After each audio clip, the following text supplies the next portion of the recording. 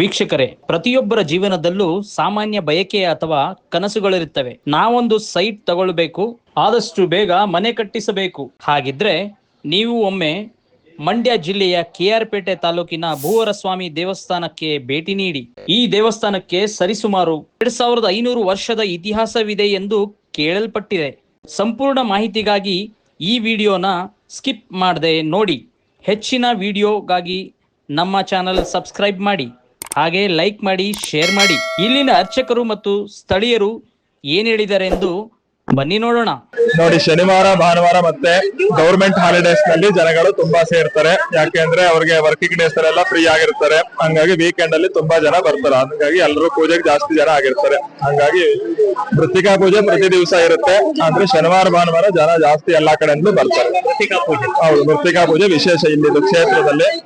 ನಮ್ಮ ಕ್ಷೇತ್ರದಲ್ಲಿ ದೇವರ ಬಲಭಾಗದಲ್ಲಿ 3 ಮುಷ್ಟಿ ಮೃತ್ತಿಕೆ ಮಣ್ಣನ್ನು ತಗೊಂಡು ಇಲ್ಲಿ 11 ಬಾರಿ ಪ್ರದಕ್ಷಿಣೆ ಮಾಡಿ ಅವರೇನು ಪ್ರಾರ್ಥನೆ ಮಾಡಿರ್ತಾರೋ ಆ ಕೆಲಸಗಳೆಲ್ಲ ನೆರವೇರುತ್ತೆ ಅನ್ನೋದು ಇಲ್ಲಿಯ ಪದ್ಧತಿ ಇದೆ.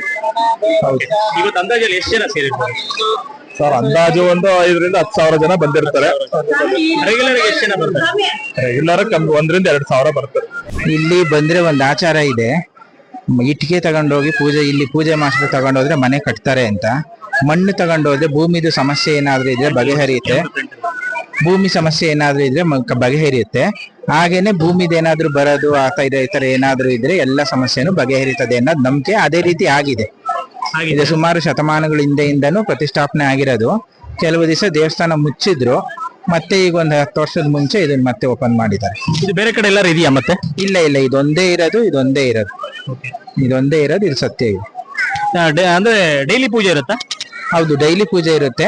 ರೇವತಿ ನಕ್ಷತ್ರ ಇರೋ ದಿನ ತುಂಬಾ ರಶ್ ಇರುತ್ತೆ, ತುಂಬಾ ಪೂಜೆ ಇರ್ತದೆ. ಅಂದ್ರೆ ಇವತ್ತು ತುಂಬಾ ಜನ ಇದಾವೆ. ಇವತ್ತು ರೇವತಿ ನಕ್ಷತ್ರ ಅಲ್ಲ, ಇವತ್ತು ರಜದ ಕಾರಣ ಆತರ ಇರುತ್ತೆ. ಭಾನುವಾರ, second Saturday, fourth Saturday rush ಇರುತ್ತೆ. ಬುಧವಾರ ರಶ್ ಇರುತ್ತೆ. ಅದು ಬಿಟ್ರೆ ರೇವತಿ ನಕ್ಷತ್ರ ದಿನ ತುಂಬಾ ರಶ್ ಇರುತ್ತೆ.